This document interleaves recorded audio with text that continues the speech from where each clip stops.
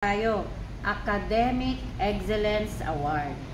The award for academic excellence within the quarter is given to learners from grades 1 to 12 who have attained an average of at least 90 and passed all learning areas. Take note mga kapatid, 90 yung average niya.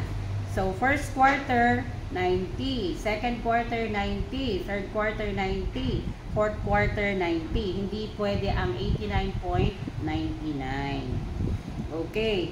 So pag ganon ay Academic Excellence Award. Isang medal lang. Nag-excel siya sa academic for this school year.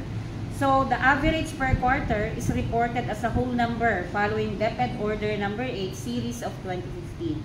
So isusunod natin itong DepEd Order number 8 series of 2015 after this DepEd Order. So the table shows the specific Academic Excellence Award given to learners who meet the following cut-off grades. Oh, kahit nakikita nyo na dito, sasabihin ko pa rin. Yes. Yes. So, with the highest honors, may pinakamataas na karangalan, 98 to 100.